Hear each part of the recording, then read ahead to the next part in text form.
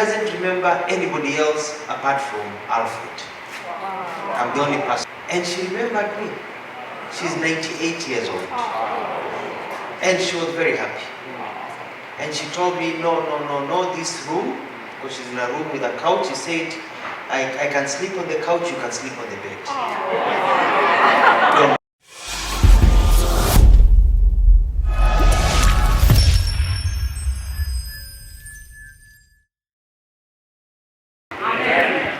Assalamu alaikum. Assalamu alaikum salam wa rahmatullahi wa barakatuh. I'm very happy to be here. You know, I was a small young boy teaching Sunday school at a church called Luther Baptist Church back in the 1980s and 90s. We were going to church with that gentleman called Alan. Alan's mama watu wapone. That gentleman there, nimemwona yuko hapa, nilipotelea huku. And you know, unajua nyumbani unasukumana tu na umaskini. Na umaskini unakusukuma leo na usukuma kesho. And missionaries came and I was the one doing the translation. You know the translation of those days?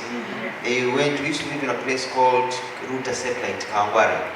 So unazungusha around, you translate for them. They say, Jesus come with miracles. Unaambia watu wanasema Yesu alikuja na miraa na koo. Hallelujah, hallelujah pia, And they were so impressed by this young boy who was so chap that when they came back, and they happened to be from all over the US, but when they came back, they got me a school and a scholarship to go to a place called Billings, Montana. But the lady who decided to hold my hand was from Spokane, Washington. So on the 11th of August 1991, when I was around 20 years old, I had finished from 5 or 6, I came to the United States. And I remember I came with classmates I'd gone to school with, one called Dorothy Malinga. So we came in the same aircraft, we landed in New York. Dorothy was a bit confused, so I opted to take her all the way to her hotel, to our school in New Jersey, Edison, New Jersey. I got to Edison, New Jersey, left her there, went back to New York airport, got a flight, came to Seattle, connected to Spokane. By that time I had lost my voice. And I landed at about 10 o'clock, about 9 o'clock at night, and I was confused because the sun was still up. And I lost my voice for about 2 to 3 days before I regained my voice because I'd had this long flight. When you come from living a very poor life, alafu naingia ndege kwa mara ya kwanza kwenda Ghana. And my dad had taken me to Gikomba and had bought me suruali ya mtumba, shati ya mtumba, koti ya mtumba, underwear ya mtumba, socks ya mtumba, viatu ya mtumba, zimetoka ng'ambo. So nilikuwa nakuja na nguo za ng'ambo huku ng'ambo. And that was my introduction to the United States. I lived in Spokane. I went to school in Billings. I later moved on to finish my education in Spokane. I went to Whitworth University, Whitworth College then. I went to Eastern Washington University. I came and worked here in Seattle. I wrote for the Seattle Times. I worked here with Channel 4 News. I did some work for PBS. And so I know my way around here. The lady who took me in, I called her my American grandma. She's called Rosemary Jones. And she's old. And I lived in her house for so many years.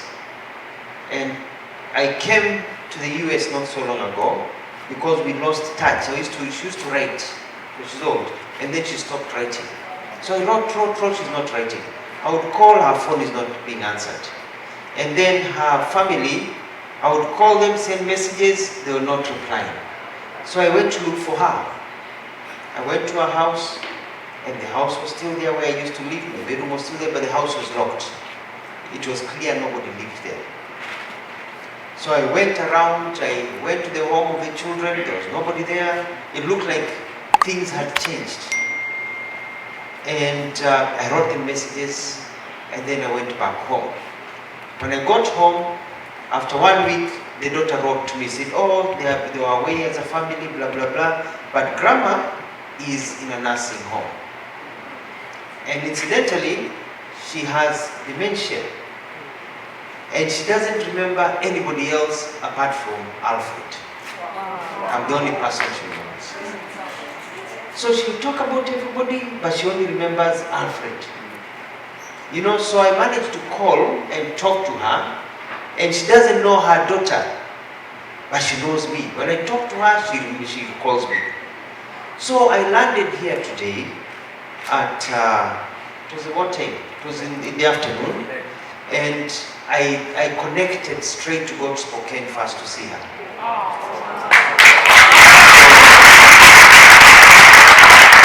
So I went to see her, and she remembered me. She's 98 years old. And she was very happy. And she told me, no, this room, because she's in a room with a couch, she said, I can sleep on the couch, you can sleep on the bed. Don't go. And so I spent some time with my grandma, my American grandma, Rosemary Jones, and we bonded. And she has put 2 photos on the wall. So she has a group photo on the wall of her family, herself, her daughter, son, grandchildren. And on top of that, she's put a bigger picture of me and her, the 2 of us on the picture. So that is one of the reasons why I'm late.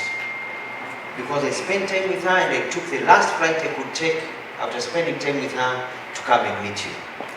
And so I came straight and had to go to the hotel, at least comb my hair and come here. So I hope you forgive me for coming late.